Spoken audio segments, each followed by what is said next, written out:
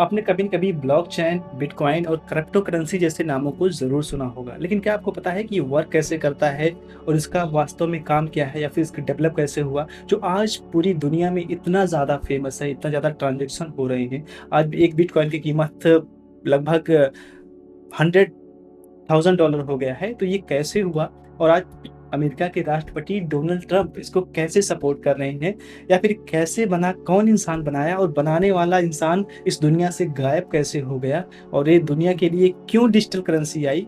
अगर आप इसके बारे में नहीं जानते तो पूरे वीडियोज़ में मैं पूरे डिटेल्स में आज इसकी हिस्ट्री बताऊँगा और ये आपको समझाऊँगा कि ये इतना ज़्यादा आज के लिए इम्पोर्टेंट क्यों है और फ्यूचर में फिर इस करेंसी के अलावा और सारी जो अभी रुपए चल रहा है, जो भी कैश आप देखते हो या फिर अभी आप बैंकों का सिस्टम है, ये सब कैसे ये इसको सबको खा जाएगा, ये सब मैं इसकी डिटेल में बताऊँगा आपको। देखो 2008 में दुनिया में सबसे बड़ी आर्थिक मंदी आई थी। बैंक टूट रहे थे क्योंकि बैंकों में बहुत ज़्यादा चोरियाँ हो रही थी, लूट-पाट हो रहे थे, तो लोगों का पैसा बहुत लूटा जा रहा था और कुछ तो बैंक धोखाधड़ी कर रहे थे। बहुत सारे जनता के पैसे लेकर भाग जा रहे थे, जैसे अभी नीरव मोदी ने पीएनबी का पैसा लेकर चले गए थे। तो उस बीच एक इंसान का नाम आता है जो जिसका नाम आता है दुनिया के सामने संतोषी नाकामोटो। अब ये नाम पता नहीं कि जिस इंसान ने बनाया है उसका ओरिजिनल नेम है या फिर ये किसी अ, ये साउथ इंडियन कोई नाम है जो इंडियन ही है वो, तो उसने ऐसा रखा हुआ है, लेकिन ये एक्चुअल में उस इंसान का तो ओरिजिनल नाम बिल्कुल भी नहीं है। ये आता है और ये कहता है कि मैं आपको एक डिजिटल करेंसी दे रहा हूँ जहाँ पे आप डिजिटल ट्रांज़ैक्शन कर सकते हो बिना किसी बैंक के, बिना किसी गवर्नमेंट के कंट्रोल में आप फुल्ली अपना पैसा मैनेज कर सकते हो। तो धीरे-धीरे उस जो ट्रांज़ैक्शन उसने बनाया, जो ब्लॉकचेन बनाया उसका नाम उसने बिटकॉइन रख दिया। तो बिटकॉइन धीरे-धीरे तो पहले तो लोगों को समझ में नहीं आया कि किस तरह से काम करता है, किस तरह से नहीं करता है। और उस जब धीरे-धीरे पॉपुलर होने लगा तो ये इंसान सिर्फ़ फ़ोरम पे रहता था, अपना पोस्ट करता था और ये कहीं नहीं, इसका कोई फ़ोटो न अवेलेबल नहीं है, कहीं कोई इमेज अवेलेबल नहीं है, सिर्फ़ इसने बना कर के और ये अचानक गायब हो गया। 2012 में इसने लास्ट पोस्ट कर दिया कि मैं इस बिटकॉइन को छोड़ रहा हूँ, अच्छे लोग आ गए हैं, इसको सपोर्ट कर रहे हैं, अच्छे लोगों के हाथों में मेरा पूरा ब्लॉकचेन है और मैं अब जा रहा हूँ। ये छोड़ के चला गया। इसके पीछे जो वजह है कि भाग क्यों गया और कभी इसने चेहरा नहीं दिखाया, उसके पीछे में हम पूरे डिटेल्स में बताएँगे कि क्या हुआ। देखो, संतोषी नाकामोटो कोई एक नाम नहीं या एक राज भी हो सकता है। क्या वो इंसान था या पूरी एक टीम थी? ऐसा भी हो सकता है कि संतोषी नाकामोटो के नाम से कोई टीम को इतना बड़ा ब्लॉकचेन टेक्नोलॉजी बनाना कोई एक इंसान के बस की बात हो ही नहीं सकती है। तो मे बी हो सकती है, मे बी नहीं हो सकती, लेकिन 2008 में इतनी टेक्नोलॉजी एडवांस नहीं थी। आज एआई आ गया है उतना। और जब इसको इस टेक्नोलॉजी को उसने बना करके रेडी किया 2008 में, तो उसने एक फोरम पे आया और उसने एक व्हाइट पेपर पे सिर्फ इतना सा लिखा था कि Bitcoin pair to pair electronic cash transaction. तो बहुत सारे लोग हंसने लगे कि ये कैसा पॉसिबल है कि मैं अपने पैसे को एक स्थान से दूसरे स्थान पे ले जा सकता हूँ, वो भी बिना किसी गवर्नमेंट के नज़र में आए, बिना किसी बैंक के नज़र में आए। लेकिन उसने सारा सिस्टम बना रखा था और वो लोगों को सामने शो करने लगा।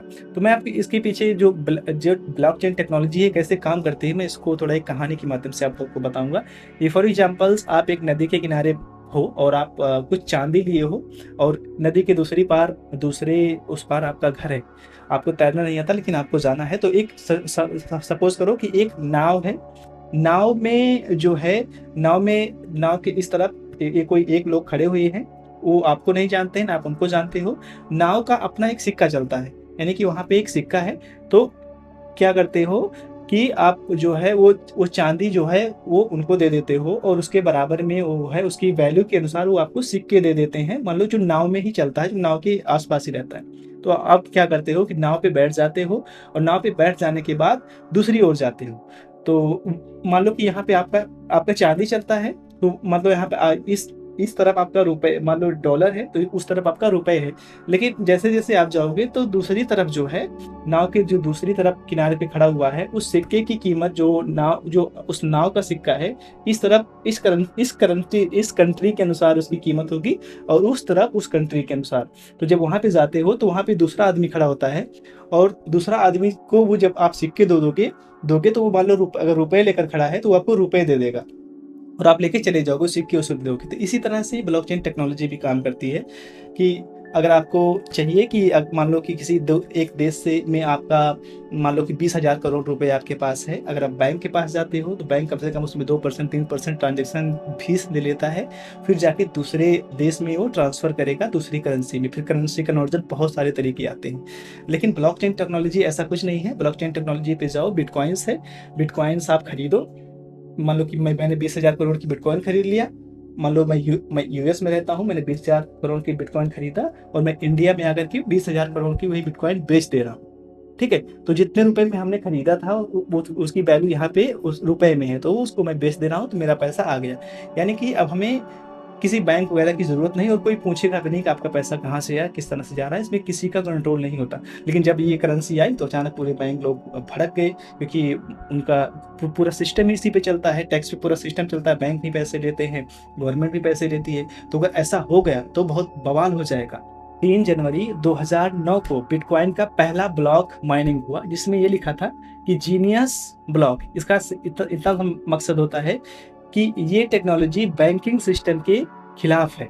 9 जनवरी को संतोषी ने बिटकॉइन का पहला सॉफ्टवेयर पब्लिकली अवेलेबल किया कि कोई भी इंसान ट्रांजैक्शन कर सकता है, और 12 जनवरी को पहला ट्रांजैक्शन हुआ जिसे 10 बिटकॉइन भेजा गया। एक यूँ कह सकते हो कि एक फाइनेंशियल एक क्या कहते हैं उसको, एनजीओ था। उसको एनजीओ को एक पहला भेजा। पहले तो कोई ले नहीं रहा था, लेकिन उस पहला एनजीओ को भेजा गया। बिटकॉइन धीरे-धीरे अंडरग्राउंड प्रोग्रामिंग करता रहा और ये धीरे-धीरे अंदर ही अंदर फैलता गया, क्योंकि इसे इल्लीगल कामों के लिए बहुत ज़्यादा यूज़ किया जाने लगा, जैसे कि ड्रग्स खरीदना, वेपन्स खरीदना या फिर टेररिज्म को फैलाना। तो इस तरह से, क्योंकि उसमें किसी का कंट्रोल नहीं था, गवर्नमेंट का कोई कंट्रोल नहीं था, बैंकिंग का कोई कंट्रोल नहीं था। तो और एक देश से दूसरे देश में पैसे भेजना बहुत ही आसान हो गया था। तो इस पे किसी का कंट्रोल ना होने की वजह से अभी बैंक इस पे चढ़ चुके थे। सरकार भी इस इंसान को ढूँढना शुरू कर दिया था। लेकिन संतोषी नाकामोटो का कोई अपना आइडेंटिटी ही नहीं था। वो कोई पता ही नहीं कर पाया कि है कौन। अगर पता हो जाता, क्योंकि बैंकों का लाखों-लाखों करोड़ रुपए वो नुकसान हो रहा था, क्योंकि लोग ज़्यादातर इस पे शिफ्ट हो रहे थे। क्योंकि जिसको मान लो कि हज़ारों करोड़ रुपए भेजना है, तो बैंकों के पास जाता, बैंक बहुत झंझट करती और 2, 4, 10 दिन लगाते। लेकिन इस पे इंस्टेंट 10 मिनट के अंदर एक पैसा यहाँ से लेकर के दूसरी जगह पे बड़े आसानी से चला जाता। तो बैंक लोग इसे ढूँढने लगे, कहाँ है बताओ, और पता करो इंसान है कहाँ, लेकिन इसे कोई ढूँढ। और 2011 में इसका आखिरी ईमेल आता है। एक फोरम पे इसने पोस्ट कर दिया कि I have moved to the another things and it is good hands. यानी कि मैं किसी दूसरे चीज़ों में चला जा रहा हूँ हमेशा के लिए, और अब जो बिटकॉइन है, ब्लॉकचेन का जो सॉफ्टवेयर है, एक अच्छे लोगों के लिए है। क्योंकि अब बहुत सारे लोगों के बीच में ये सॉफ्टवेयर आ गया था, तो उतना डर नहीं था, क्योंकि किसको पब्लिक या फिर गवर्नमेंट या फिर क्योंकि दुनिया के हर इंसान जो अच्छे बेस्ट इंसान थे, उनके बीच में एक्सेस हो गया था। मैं आपको कुछ एग्जांपल दे रहा हूँ कि किस तरह से ये ब्लॉकचेन टेक्नोलॉजी काम करती है। अभी जो देख रहे हो ये बाइनेंस का डैशबोर्ड है। बाइनेंस डैशबोर्ड में आपको यहाँ देख रहे होगे किस तरह से इसमें बिटकॉइंस है, संतोषी है, और ये अलग-अलग टेक्नोलॉजी, अलग-अलग कॉइन्स हैं। तो ऐसे इंटरनेट पे लगभग हज़ारों कॉइन्स बने हुए हैं। लोग अपने-अपने सुविधा के अनुसार कॉइन्स बना करके वो करते रहते हैं। और अब तो पिग्गी कॉइन्स, बहुत सारी कॉइन्स आ गई हैं। लेकिन चलो कहानी को थोड़ा आगे बढ़ाते हैं। तो आखिर संतोषी नाकामोटो गायब क्यों हो गया? देखो, इसके पीछे गवर्नमेंट की इस पे गवर्नमेंट का तुरंत एक्शन होता है, क्योंकि ये बाईपास करता है। बैंकों का जो सिस्टम है, जो गवर्नमेंट का नियम है, उसे पूर्ण रूप से बाईपास करता है। और अगर आपको भी मान लो कि मैं पर्सनली ट्रांज़ैक्शन करता हूँ, जैसे पाकिस्तान हो गए या फिर बांग्लादेश हो गए या फिर और अदर कंट्री यूएस वगैरह हो गए, तो इन सब देशों में यूपीआई वगैरह नहीं चलती। तो अगर कोई प्रोडक्ट सेल कर रहे हो या फिर आप कोई सामान खरीद रहे हो, तो इसमें आपको जो है कोई थर्ड पार्टी एप्लीकेशन की ज़रिए, जैसे कि ट्रांज़ैक्शन की ज़रूरत पड़ती है। और जैसे कि अगर बैंक के थ्रू कर रहे हो, तो आपको इंटरनेशनल डेबिट कार्ड चाहिए या फिर क्रेडिट कार्ड चाहिए, फिर उसके बाद में थर्ड पार्टी जैसे पेपाल वगैरह चाहिए। लेकिन ये लोग क्या करते हैं कि लोग 10% का ट्रांज़ैक्शन ले लेते हैं। यानी कि आप $100 आप स्पेंड कर रहे हो, आप भेज रहे हो किसी को, तो वो रिसीव करेगा सिर्फ $90। उससे ज़्यादा वो नहीं कर पाएगा, क्योंकि बीच में बिचौलिए खा लेते हैं। और सेम प्रोसेस अगर आप फॉलो करते हो, बिटकॉइन से करते हो, तो अगर बिटकॉइन से आप $100 किसी को दे रहे हो, जिसे यूएसडीटी कहा जाता है, यूएसडीटी के अंदर ये पूरा का पूरा प्रोसेस आता है। तो अगर आपने 100 यूएसडीटी यहाँ से भेजा तो जो यूएस में इंसान है वो 100 यूएसडीटी उसे मिलेगी और वो वहाँ पे सेल करके एज ए डॉलर में उसे कन्वर्ट कर सकता है। डॉलर भी एक डिजिटल करेंसी ही होती है और डिजिटल और वो डॉलर जब वहाँ पा जाएगा तो अब आप पूछोगे आप ये वहाँ पे जब ये डिजिटल करेंसी है तो उसे हैंड में कैसे पैसे मिलेगा? देखो बहुत सारे लोग हैं जो कि ये यूएसडीटी खरीदते हैं, उसके बदले में ये फिजिकल पैसा देते हैं। एग्जांपल्स के लिए कोई यूएस से हमें 100 यूएसडीटी हमारे पास ट्रांसफ़र करता है, कोई तीसरा इंसान है, तो मैं बोलूँगा भई हमारे पास 100 यूएसडीटी है, तो मैं उसे जैसे ही दे दूँगा, तो वो फिर हमें पैसा उसके बदले जो 1 यूएसडीटी का मतलब जो बस 88-90 ₹88 ₹90 जो आजकल डॉलर्स में चलता है, सेम प्राइस होता है उसका, तो वो उसके अनुसार वो हमारे बैंक में वो ट्रांसफ़र कर देगा। तो ऐसे ही पूरा ब्लॉकचेन टेक्नोलॉजी काम करती है और ऐसा नहीं है कि आज जब ये लॉन्च हुई थी ब्लॉकचेन टेक्नोलॉजी 2008 में 2008 या 2009 में, तो इसकी कीमत मात्र 54 पैसे के आसपास थी, 54 पैसे या 2-3 रुपए के आसपास थी। आज एक बिटकॉइन की कीमत अगर आप मेरी स्क्रीन पर देखें तो इतना ज़्यादा हो गई, कम से कम 90 लाख रुपए हो गई। यानी कि 2012 में अगर कोई 1000 रुपए इन्वेस्ट करता तो मुझे पता भी नहीं था कि बिटकॉइन या ब्लॉकचेन टेक्नोलॉजी क्या होती है। अगर कोई इन्वेस्ट कर देता 2012 में 1000 मात्र 1000 रुपए में अगर वो 100 बिटकॉइन भी खरीद लेता, तो आज कम से कम वो 4-5 हज़ार करोड़ का आदमी होता। और इस इंसान ने अभी दुनिया की सबसे ज़्यादा जो जिसने बिटकॉइन को डेवलप किया था, वो लगभग 21 मिलियन से इसकी 21 मिलियन ब्लॉकचेन टेक्नोलॉजी है, यानी कि बिटकॉइन उसने बनाया था, करेंसी बनाया था, जिसमें से लगभग उसने 1 मिलियन से ज़्यादा बिटकॉइन अपने पास होल्ड किया। अगर ये इंसान देखा जाए तो आज इसके पास 107 बिलियन डॉलर से भी ज़्यादा की अपनी पर्सनल संपत्ति है और उसने कभी सेल नहीं किया। यानी कि दुनिया के टॉप 10 रिचेस्ट मैन में से ये इंसान एक है, लेकिन कहाँ गायब हो गया इसका कोई पता नहीं। इसने अभी तक ये बिटकॉइन को सेल नहीं किया। तो कोई भी इंसान अगर उस वक्त इन्वेस्ट कर देता तो आज कम से कम 5 या 10 हज़ार करोड़ का आदमी होता अगर 10,000 रुपए भी उस वक्त इन्वेस्ट करता। लेकिन नॉलेज ना होने की वजह से इंसान हमेशा मार खाता है, हमेशा पीछे रह जाता है। सबसे बड़ी गरीबी का कारण भी है कि जिसके दिमाग में नॉलेज नहीं है, स्किल्स नहीं है। दूसरा कारण मैं आपको बताता हूँ, संतोषी जो है एक संत की तरह आदमी हो सकता था, यानी कि मरने से शायद डरता होगा। वो बस एक आइडिया छोड़ना चाहता था कि ये आइडिया ऐसा कुछ दे दुनिया को और गायब हो जाए। तो उसने ये साबित कर दिया कि कोई इंसान अगर अपना चेहरा ना दिखाना चाहे, कोई इंसान अगर बोलना ना चाहे, कोई इंसान कम्युनिकेशन में अच्छा ना हो, कोई इंसान अगर बातचीत करने में या फिर समाज में रहने के लिए अच्छा ना हो, वो भी इंसान अगर दुनिया को हिलाना चाहे तो हिला सकता है अपने नॉलेज के दम पे, अपने कर्मों के दम पे, जिस तरह से उसने ब्लॉकचेन टेक्नोलॉजी को दिया।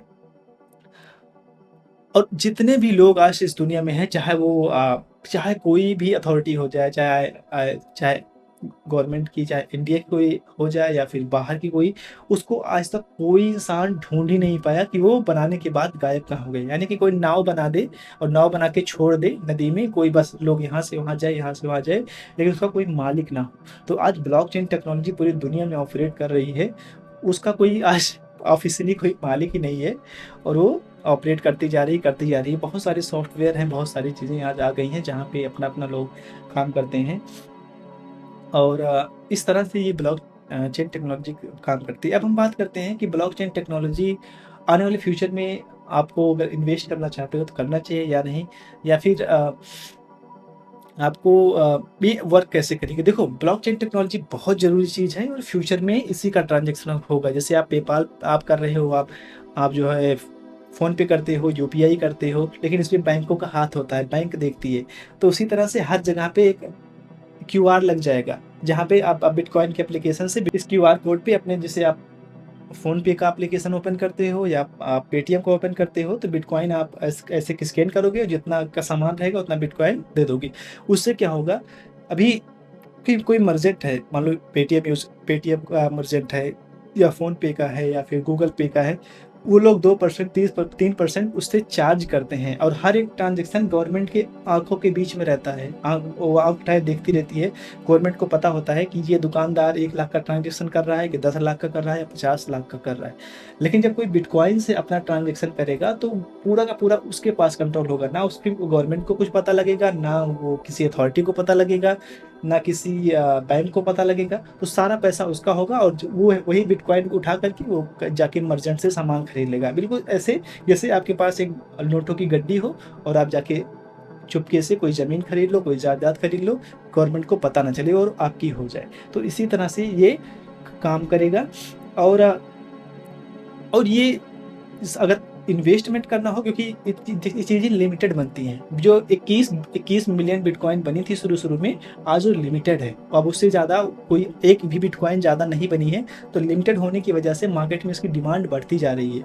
तो अगर आपको आज दुनिया में जो सबसे तेज़, सबसे फास्टेस्ट अमीर बन रहे हैं, वो बिटकॉइन की वजह से। यानी बिटकॉइन एक-एक महीने में, अब बताओ, मैं जो पर्सनली जानता हूँ, जब 2017 में हमने मैं मतलब पता ही नहीं था तब क्योंकि इंडिया में बिटकॉइन को इस तरह से मार्केट किया गया है कि ये स्कैम है, ये फ्रॉड है, इस तरह से इसका नरेशन इस तरह से बन गया है। लेकिन ये सचमुच में फ्रॉड नहीं है। इस पे आप ढंग से अगर काम करोगे, समझ करके, सीख करके, तो ये दुनिया का फ्यूचर है। क्योंकि बैंक इतने ज़्यादा फ्रॉड चीज़ें करने लगे हैं, गवर्नमेंट इतनी ज़्यादा करप्टेड हो जा रही है कि अपने पैसे को सिक्योर करना बहुत मुश्किल है।